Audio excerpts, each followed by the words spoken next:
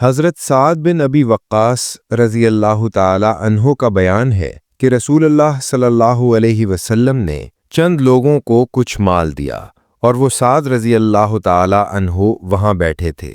آپ نے ایک شخص کو چھوڑ دیا، یعنی اسے کچھ نہ دیا، حالانکہ وہ تمام لوگوں میں سے مجھے زیادہ پسند تھا۔ میں نے کہا، اے اللہ کے رسول، آپ نے فلاں شخص کو چھوڑ دیا، اللہ کی قسم میں تو اسے مومن سمجھتا ہوں۔ آپ نے فرمایا، مومن یا مسلمان؟ میں تھوڑی دیر خاموش رہا، پھر اس کے متعلق میں جو جانتا تھا اس نے مجھے بولنے پر مجبور کر دیا۔ میں نے دوبارہ عرض کیا، آپ نے فلاں شخص کو کیوں نظر انداز کر دیا؟ اللہ کی قسم میں تو اسے مومن خیال کرتا ہوں۔ آپ نے فرمایا، مومن یا مسلمان؟ میں پھر تھوڑی دیر چپ رہا، پھر اس کے متعلق جو میں جانتا تھا اس نے مجھے مجبور کیا، تو میں نے تیسری مرتبہ وہی عرض کیا، اور رسول اللہ صلی اللہ علیہ وسلم نے بھی وہی فرمایا۔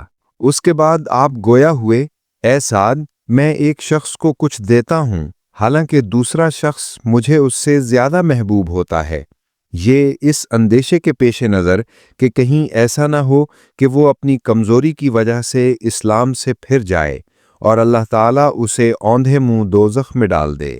اس حدیث کو یونس، صالح، معمر اور زہری کے بھتیجے نے بھی زہری سے روایت کیا ہے۔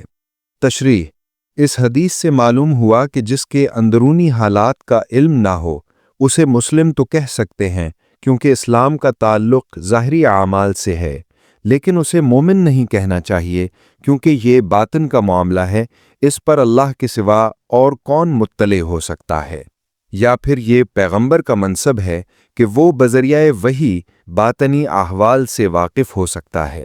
دوسرے اس کی تعبیر یوں بھی ہو سکتی ہے کہ ہر مسلمان کے دو احوال ہیں، ایک کا تعلق باطن سے ہے اور دوسرے کا ظاہر سے۔ ایمان یہ باطنی امر ہے جس کا واقعی علم اللہ کے سوا اور کسی کو نہیں ہو سکتا، وہی کسی کو بتا دے تو دوسری بات ہے۔ البتہ کسی کے ظاہری احوال کو دیکھ کر کہ وہ متشرع ہے، نماز روزے کا پابند ہے، کہا جا سکتا ہے کہ یہ پکا مسلمان ہے۔ یہ بھی معلوم ہوا کہ چھوٹوں کو بڑوں کی خدمت میں سفارش کرنے کا حق ہے، بڑوں کو اختیار ہے کہ وہ قبول کریں یا رد کر دیں۔ نیز اگر سفارش کا طریقہ قابل اصلاح ہو تو اس مجلس میں مناسب طریقے سے بتا دینا چاہیے، اور سفارش کنندہ کی تسلی اور اطمینان خاطر کے لیے وجہ بھی بیان کر دینی چاہیے۔ امام بخاری رحمۃ اللہ علیہ اللہ کے ہاں نجات دہندہ اور غیر نجات دہندہ اسلام کی تفریق کرنا چاہتے ہیں کہ باعث نجات وہ اسلام ہے جو دل کی گہرائی اور سچی نیت سے ہو اور ایمان کے مترادف ہو۔ جو اسلام محض نمائشی ہوگا وہ دنیاوی مفادات کے تحفظ کے لیے تو کام آ سکتا ہے، مگر آخرت میں نجات کا باعث نہیں ہو سکتا۔